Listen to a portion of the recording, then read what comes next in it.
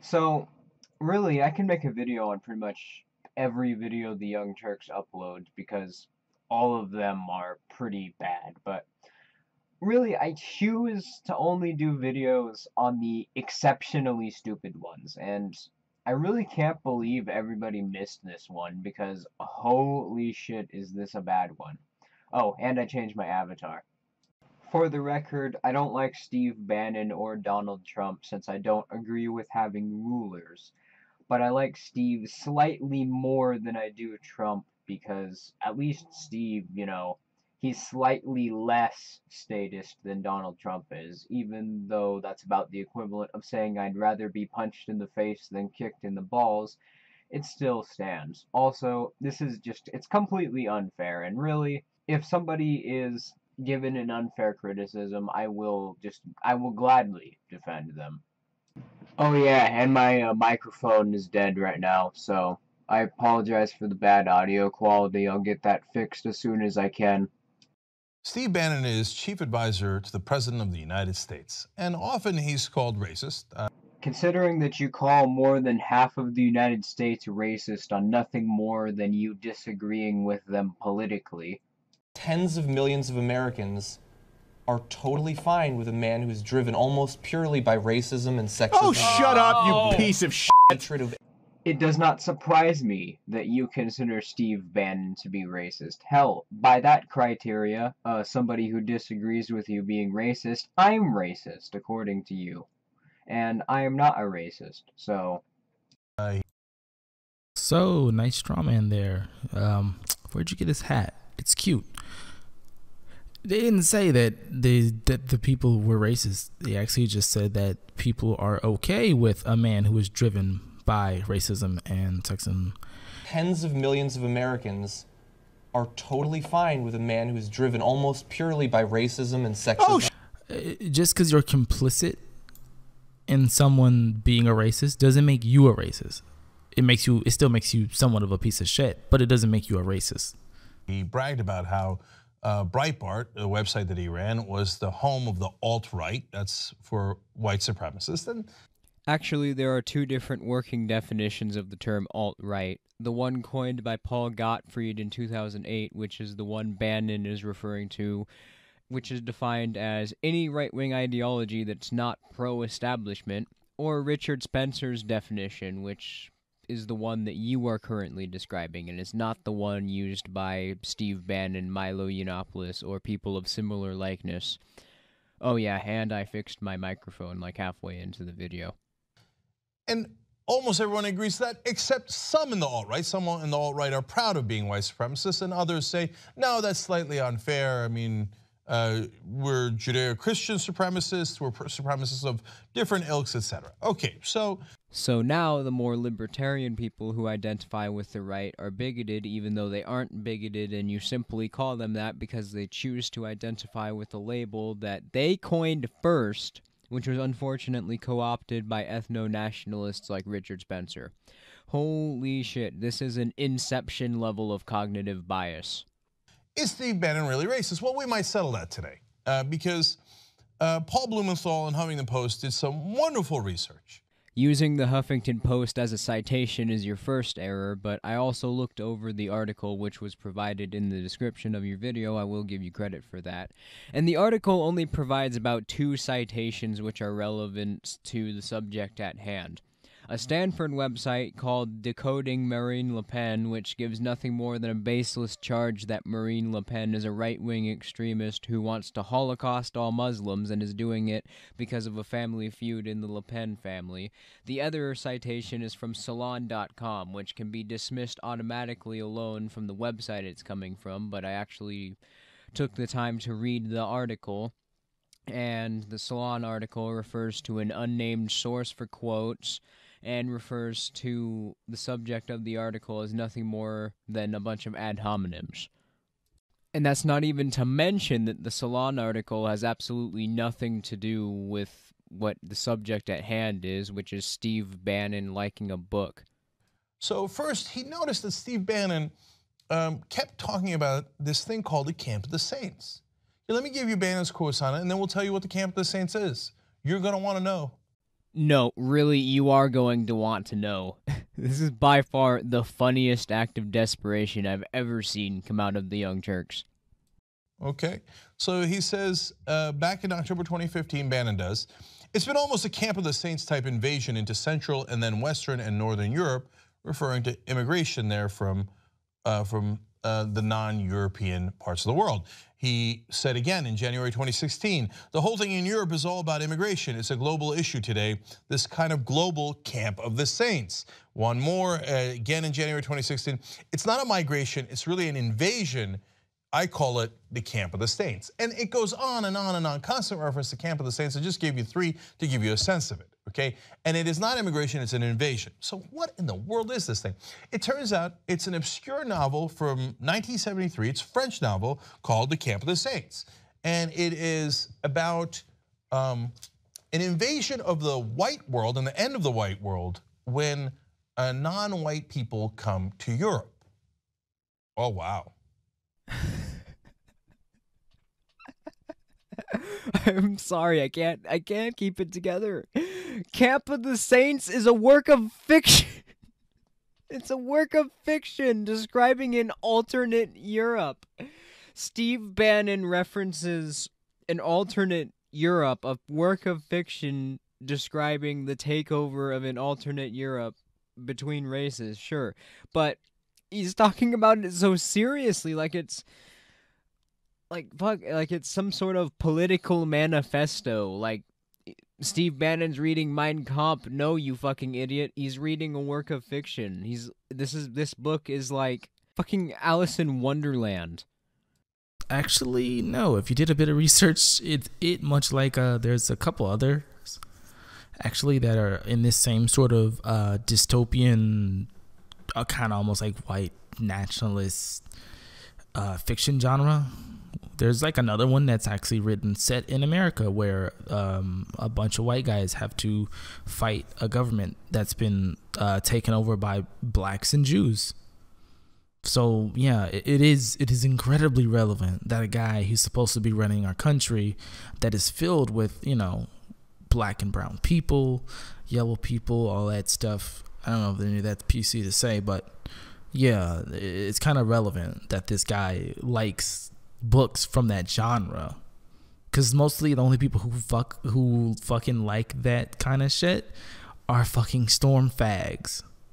Like when you're like referring to real life situations and describing them in the terms of a, you know, of like a white supremacist, you know, worst nightmare dystopian fiction book, it's time to stop. That's interesting.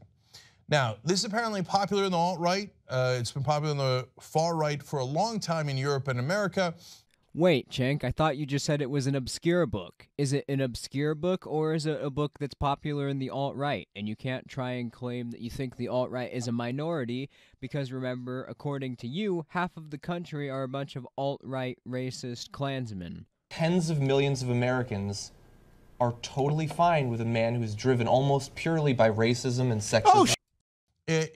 Very rich right-wing philanthropists fund to reprint this from time to time. So even if it's not making money, they want to subsidize this kind of propaganda. So first it's an obscure book nobody knows about, then it's a popular book, now it's back to being an obscure book nobody knows about again. Also, citation needed since you provided none. And even if that's the case, who gives a fuck if people print it? It's a work of fiction.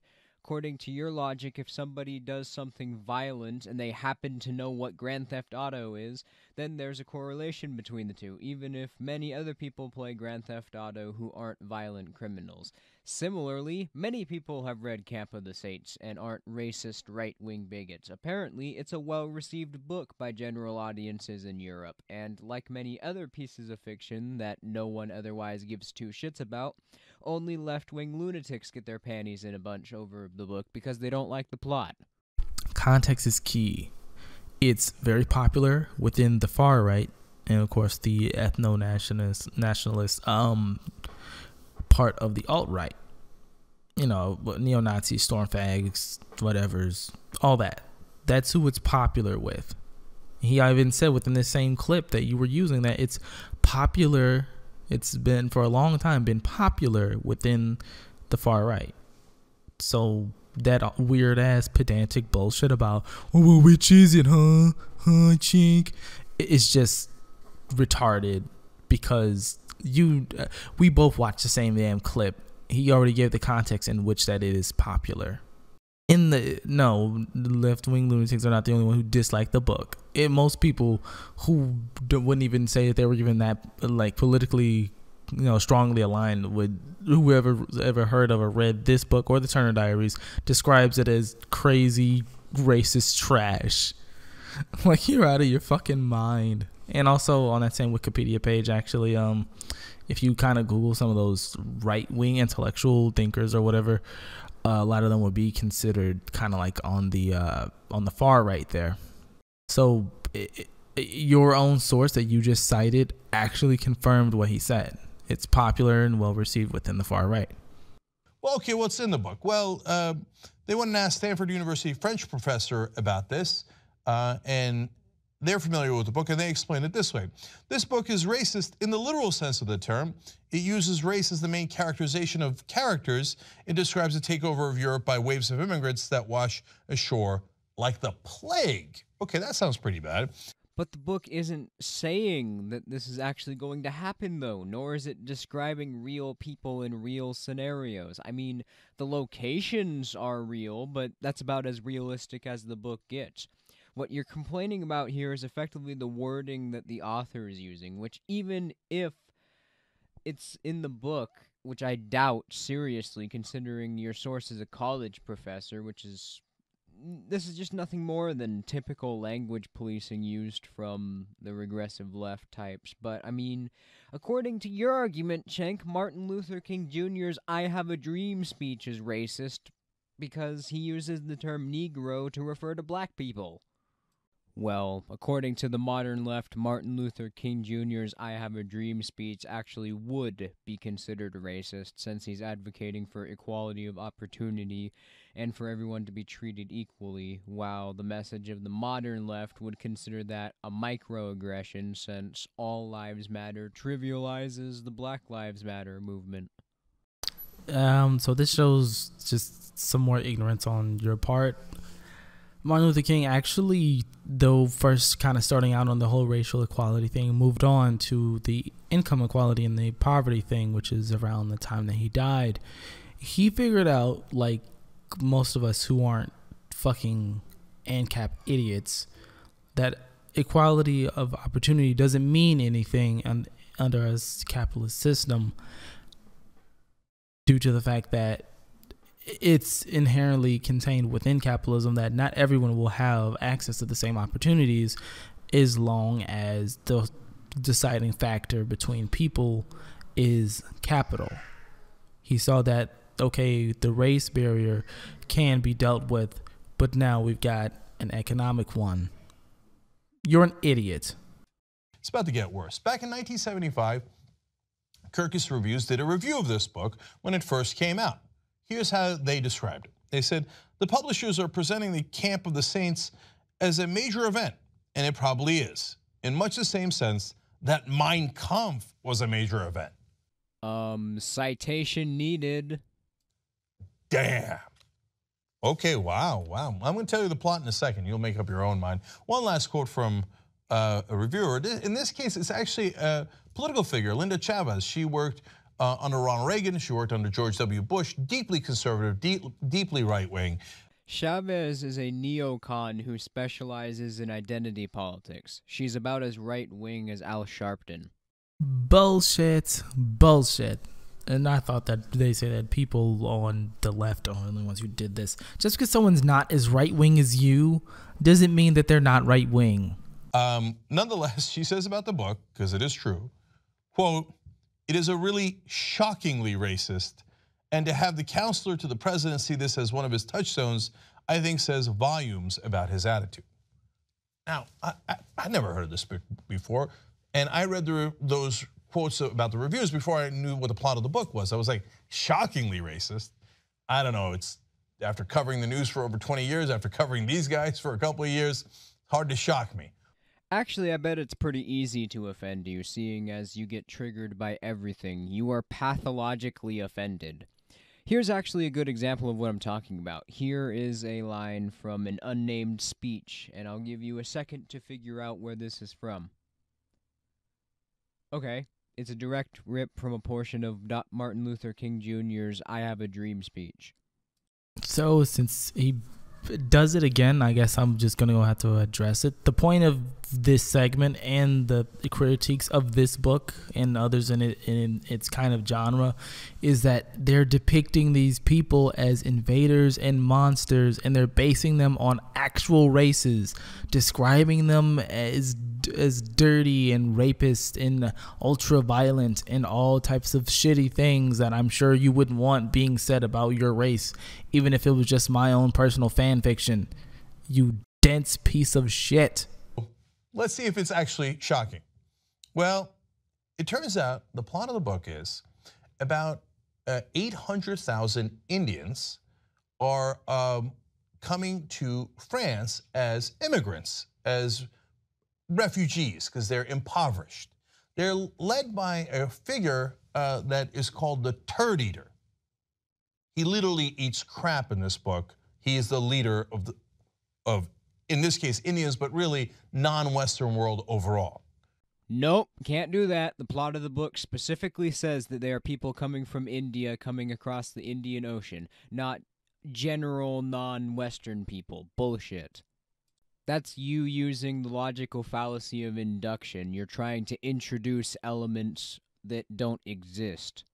So once again, you show how fucking stupid you are. So here's the definition on the screen here of what the fallacy of induction entails. Just in case you or anyone else can't read.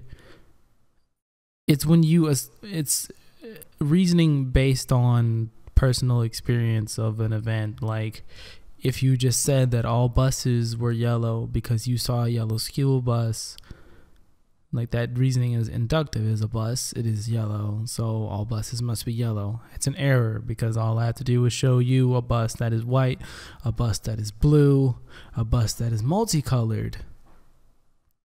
to disprove that. And what you've committed is the fallacy of induction. It's not introducing things that don't exist.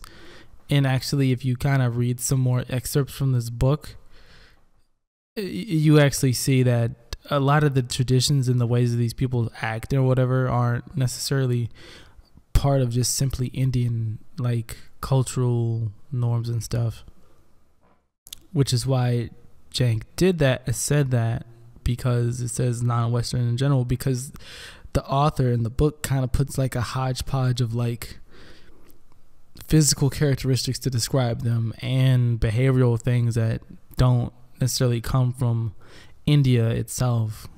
So yeah, like that's why it's kind of obvious that it's using them, because like it kind of hits home because a lot of Indians come to Europe, France and Britain especially, but it's actually it's just easier to call you stupid at this point. Like I wrote something else, but fuck this, you're stupid. That's not what that fallacy means. You're an idiot. Okay, now then the book says, all right, are the French going to have the courage to do the right thing? Oh, okay, what's the right thing? To murder all of them. The plot of the book is that these people are an invading army, not just people coming over to Europe as you described it. So if a country is being invaded by an invading force, by an army that is trying to take over or topple them, obviously they're not only morally justified, but they have the right to kill the invading army's infantry. So I guess you missed the whole point again, which is the fact that that kind of writing, just like the Turner Diaries, is there to inspire and invoke a certain kind of feeling in conspiracy, honestly, and that is also very common amongst the far right about now, actually. The whole refugees being sent over as covert ops infantry members to get in and destroy Europe and also America from the inside, which is stupid xenophobic bullshit, and that's why it's bad. No, not to block the ship and not let it come into France because they're worried about the population or the environment or whatever. No. The right thing in the book is to murder 800,000 immigrants who are impoverished and seeking help. Because these people are being depicted as an invading army, you are trying to put real world significance into this. This honestly wouldn't bother me so much if he was just misunderstanding this, but it's the plot of the fucking book. He's so obviously misrepresenting the book's context of the story to fit his political agenda. Hell, he wouldn't have even brought up the book if it weren't politically beneficial to him, or at least he thought it was politically beneficial. And also, am I the only one who's still taken aback by how absurd it is that they're using a work of fucking fiction that one of Trump's policy advisors likes to attack Donald Trump? Hell, Steve Bannon may not even like the damn book. He may just be referencing the book and how similar its plot is to the Syrian refugee crisis that's happening right now. But no, this is TYT Spin Zone, and a person referencing a work of fiction to express disapproval on a political issue translates to, "Oh my god, he wants to murder all brown people!" So again, he misses the point. So it doesn't matter whether or not Bannon likes the book. The point is, the book is a well-known piece of conspiratorial white supremacist bullshit, and it's very worrying for any government official to be referencing it. And this thing about it being a work of fiction, yeah, it's fiction, but it's also written as almost like a weird cautionary tale, saying like he said, the right thing to do, like that, like when this is, it's not a if this happened, it's not like a Marvel what if bullshit. Like, this is a thing that the author is setting up as an eventuality, kind of like the Turner Diaries with all the white dudes eventually having to fight off the nigs and the Jews who've taken over the American government. It's not framed as like some alternate universe where this happens. This is supposed to be like a progression of linear time, that this is what is going to eventually befall the West, and these books are supposed to inspire and prepare you on what to do when it does happen.